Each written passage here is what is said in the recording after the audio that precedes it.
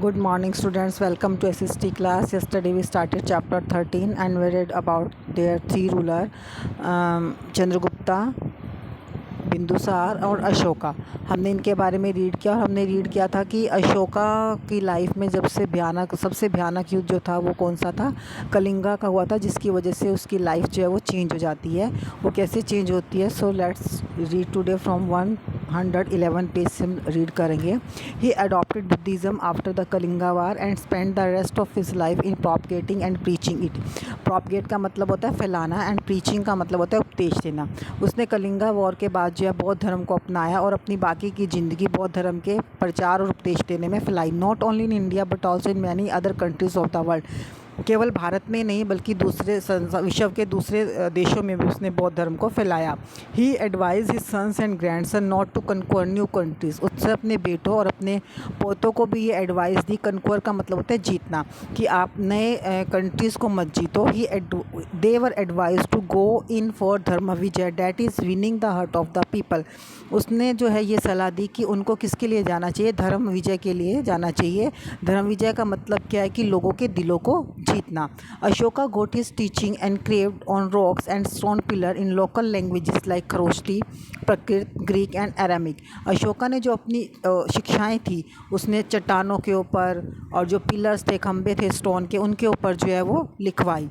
जो local language थी, क्योंकि जिस लैंग्वेज को लोग आसपास के पढ़ सकते थे उन्हीं लैंग्वेज में लिखवानी थी। कौन सी लैंग्वेज थी आसपास की जो थी लोकल लैंग्वेज? खरोष्टी थी, प्रकृत थी, ग्रीक थी और अरामिक।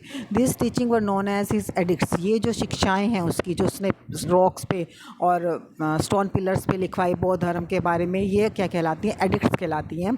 अशोकास बुद्धिज़्म और धमा, अ प्रकृत word for the Sanskrit term Dharma which means moral value.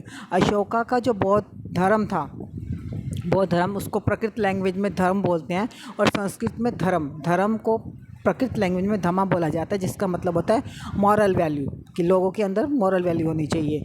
Is a little different from the classic Buddhism. उसका जो बौद्ध धर्म था वो थोड़ा सा, जो बौद्ध धर्म महात्मा बुद्ध ने चलाया था उससे थोड़ा सा उसकी टीचिंग अलग थी। Two main feature of Ashoka dhamma related to the social and ethical code of conduct are. दो मेन फीचर जो है अशोका के धर्म के, जो समाज से और मॉरल वैल्यूज से जो रिलेट करते हैं। एथिकल कोड मतलब मॉरल वैल्यू, वो हैं एवरीबडी शुड सर्व पेरेंट्स।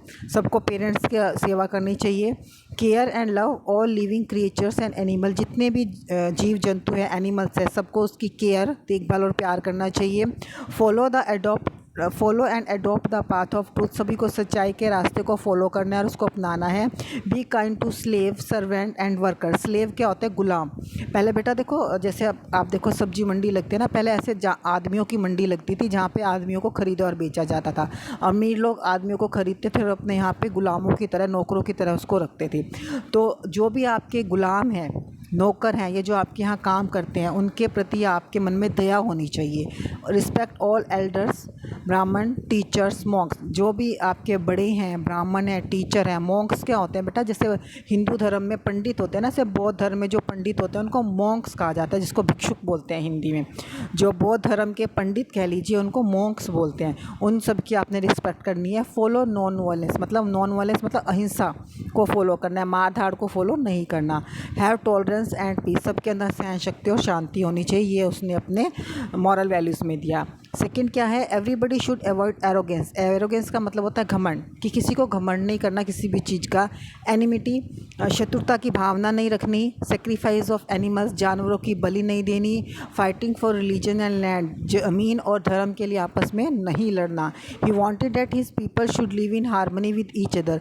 वो ये चाहता था कि उसके राज्य में जो लोग हैं आपस में हारमनी के साथ मिलजुल कर प्यार से रहें। ही रिस्पेक्टेड एंड पैट्रोनाइज और रिलीजन। हालांकि वो बौद्ध धर्म को अडॉप्ट कर लिया था, लेकिन फिर भी वो सभी धर्मों की रिस्पेक्ट करता था। एंड पैट्रोनाइज का मतलब होता है सपोर्ट करना, सभी धर्मों को सपोर्ट करता था। Ashoka state was really a welfare state. Ashoka की जो स्टेट थी, राज्य था, वो राज्य था एक वेलफेयर था, लोगों की भलाई के लिए काम करता था। He treated his people as a father would treat his children. वो अपने लोगों को, अपनी प्रजा को ऐसे ट्रीट करता था जैसे एक फादर अपने बच्चों को करता है। He gave maximum facilities to his people, उसने अपने लोगों को मैक्सिमम सुविधाएं दे रखी थी। Trees were planted on both the sides of the roads, well were dug, hospital for people and animals were open. Orphanages का मतलब होता है अनाथालय, ऑर्फेंजिस अनाथालय, एंड ओल्ड एज होम मतलब वृद्धाश्रम were also establish during his rule. ये तो आपको पता ही है कि अशोका ने सड़क के दोनों तरफ पेड़ लगाए, कुएँ खुदवाए, लोगों और जानवरों के लिए हॉस्पिटल खुलवाए, जो अनाथ बच्चे थे और जो वृद्ध थे उनके लिए वृद्धालय खुलवाए। He appointed dhamma mahamatta who went from place to place teaching people about dhamma. उन्होंने एक जो है मंत्री कह लीजिए, जिसको धमा महामाता बोला जाता था, वो अपॉइंट किया, जो जगह जगह जाकर जो है लोगों को धर्म की टीचिंग, बौद्ध धर्म की जो टीचिंग्स थी वो देता था। एडमिनिस्ट्रेशन कैसे चलता था? The Mauryan administration was run under the guidance of Chanakya. जो एडमिनिस्ट्रेशन था, शासन व्यवस्था थी, वो किसके गाइडेंस में, मार्गदर्शन में चलती थी? चाणक्य की।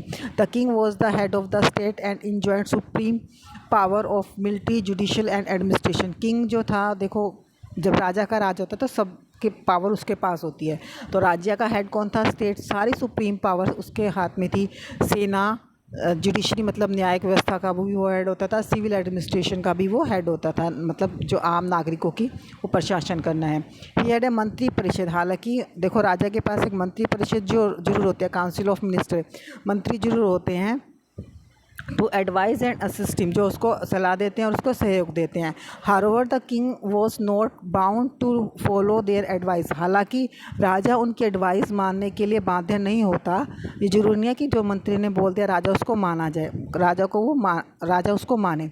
The ministers were appointed on the basis of merit, और जो मिनिस्टर वो अपने कोर्ट में अपॉइंट करता था वो मेरिट के बेस पर, उनकी क्वालिटी के बेस पर रखा जाते थे।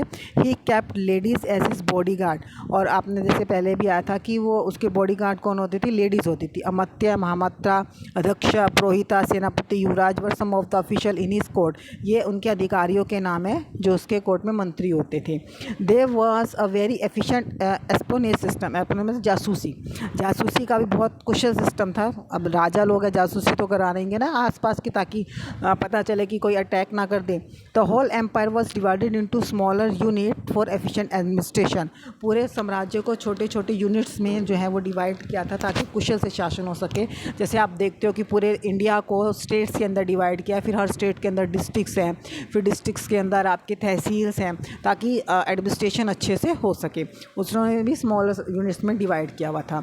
The city administration was run under nagar adhyaksha और नागरिक, जैसे जो शहर का शासन था वो किसके अंडर चलता था? मेयर, नगर अध्यक्ष भी बोलते थे उसको, नागरिक भी बोलते थे, जैसे आजकल मेयर होते हैं बड़े शहरों में। He was help by 30 member, और उसको हेल्प करने के लिए 30 मेंबर और होते थे। They were divided into 6 boards of 5 member each, और 30 में से 6 मेंबर की एक कमेटी होती थी, ठीक है ना, 5 कमेटी होती थी। 6 बोर्ड्स ऑफ 5 मेंबर्स, 5 मेंबर के 6 बोर्ड होते थे, मतलब each board has assign different duties to be perform. हर एक बोर्ड, जैसे 6 बोर्ड हैं, ठीक है, और हर में 5 मेंबर हो गए ना, 30 मेंबर, तो उनका अलग अलग काम था। जैसे हम आपको कहते हैं ना कि आप कॉपी कलेक्शन करोगे, आप पास रखोगे, तो ऐसे वो उनका अलग अलग काम था कि आपने देखना है कि लोगों को किसी चीज़ की कमी नहीं है, पानी की व्यवस्था ठीक है, इस तरह से वो देखते थे।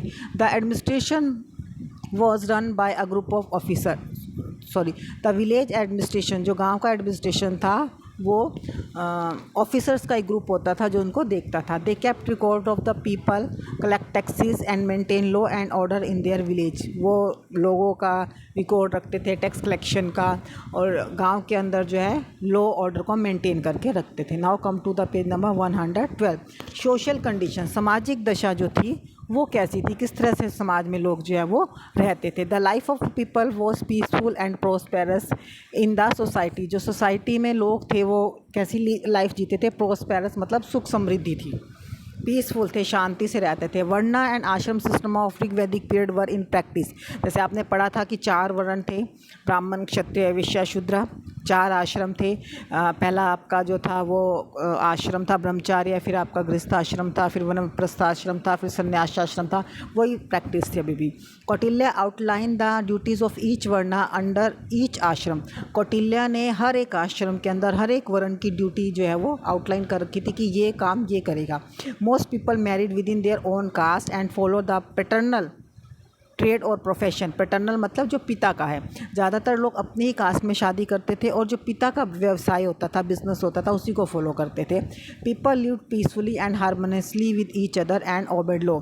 लोग जो है वो शांति से रहते थे, हारमोनियसली मेल मिलाप से रहते थे एक दूसरे के साथ और कानूनों को मानते थे। वरना देखिए ये आपको दिखा रखा है, खुद अच्छे से ध्यान करना, याद होनी चाहिए आपको। नेक्स्ट आता है इकोनॉमिक कंडीशन, आर्थिक स्थिति कैसी थी, पैसे से लोग कैसे थे, क्या सोर्स ऑफ इनकम था उनका। Agriculture was the basis of village economy, सबसे विलेज इकोनॉमी, गांव में जो लोग थे वो क्या करते थे, खेती करते थे।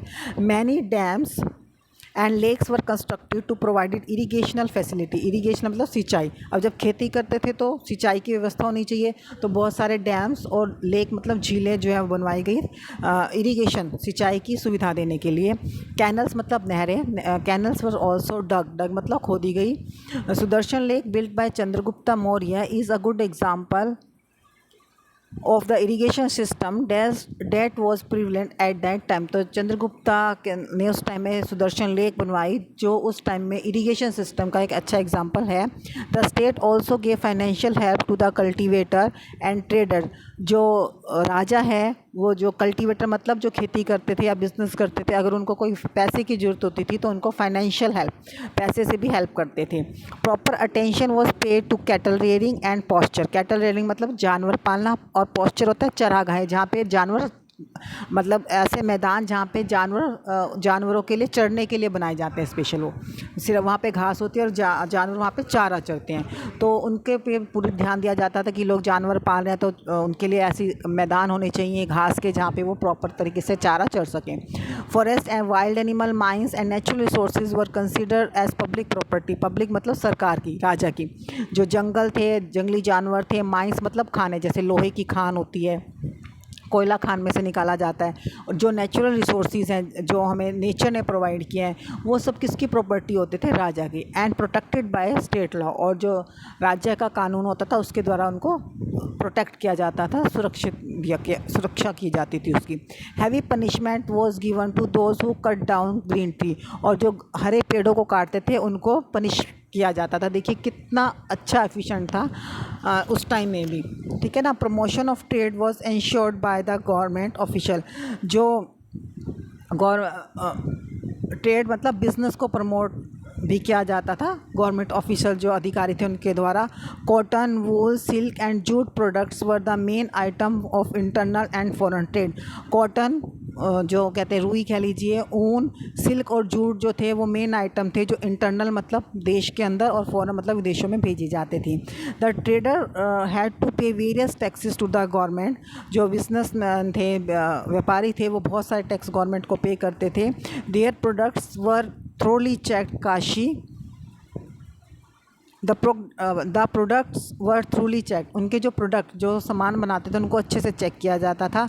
Kashi, Kalinga and Madurai were the main centre for textile. Textile मतलब कपड़े का काम, जहाँ पे कपड़े का मेन काम होता था वो काशी, कलिंगा और मदुरई में होता था। स्पाइसेस मतलब मसाले।